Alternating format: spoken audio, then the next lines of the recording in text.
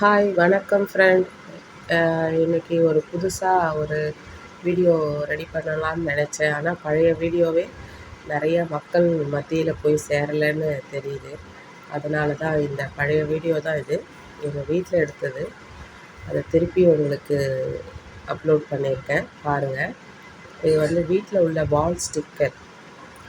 அதாவது வீட்டில் வந்து பெயிண்டிங் வேலையெல்லாம் கொஞ்சம் மிச்சம் பண்ணலாம்.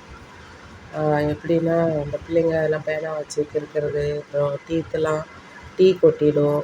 அப்புறம் நிறையா விஷயங்கள் செவுத்துல பெயிண்ட் இருக்கும்போது நம்மளால் இஷ்டத்துக்கு செய்ய முடியாது.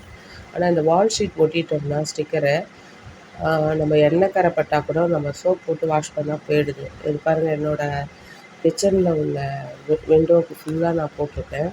அதுக்கப்புறம் உள்ளோட கபோர்டில் போட்டிருக்கேன். இதுமாரி சாமி அறையிலேயே நான் இந்த மாதிரி ஸ்டிக்கர் ஒட்டியிருக்கேன் பாருங்கள். இது எங்களோட ரூம் என்ட்ரன்ஸில் ஃபுல்லாக இங்கே பாருங்கள், இந்த மாதிரி ஒரு ஸ்டிக்கரு. எல்லாமே நான் மீஷோலேயும் டிபார்ட்மெண்ட் ஸ்டோரு, சூப்பர் மார்க்கெட்டு இதில் தான் வாங்கினேன். எல்லாமே ரேட் ரொம்ப கம்மி.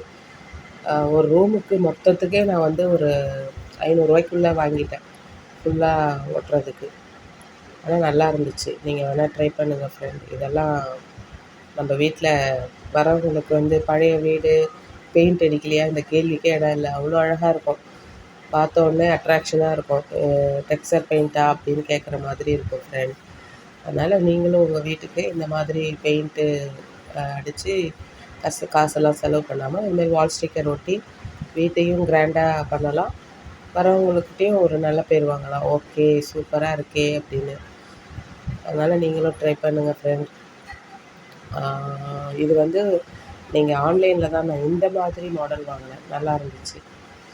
ஓகே, இது என்னோடய வீட்டு தோட்டங்கள். இந்த தோட்டத்தில் என்னோடய ரோஸு ரொம்ப அழகாக பெருசாக பூத்துருக்கா.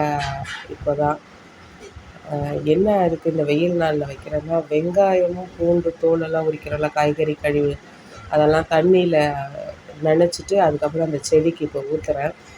அதனால் கொஞ்சம் ரோஸ்லாம் பெருசு பெருசாக இருக்குண்ணே. உரம் அதெல்லாம் எதுவுமே நான் அதுக்குன்னு உட்காந்து ஸ்பெண்ட் பண்ணல.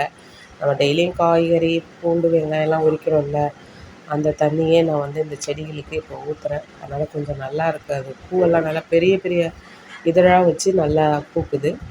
அதனால் சூப்பராக இருக்கும்.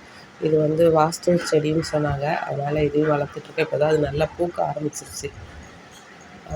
இந்த நந்தியாவட்டை வந்து அதுக்கும் இப்போ எல்லா கழிவுகளும் ஊற்ற ஆரம்பிச்சிட்டேன். அதாவது நம்ம வீட்டில் யூஸ் பண்ணுற காய்கறிகள் உள்ள கழிவுகள் அத்தனைக்கும் இயற்கை உரம் தான் நம்ம வீட்டு செடிகளுக்கெல்லாம் இப்போது நல்லா செழிப்பாக வளருது.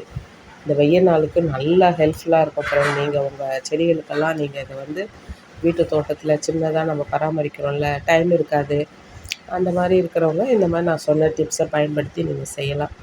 வாய்ப்பு இருக்கிறவங்க செய்யுங்க ஃப்ரெண்ட். என்னோடய சேனலுக்கு ரொம்ப சப்போர்ட் பண்ணுறீங்க. மிகவும் நன்றி. பாய் ஃப்ரெண்ட்.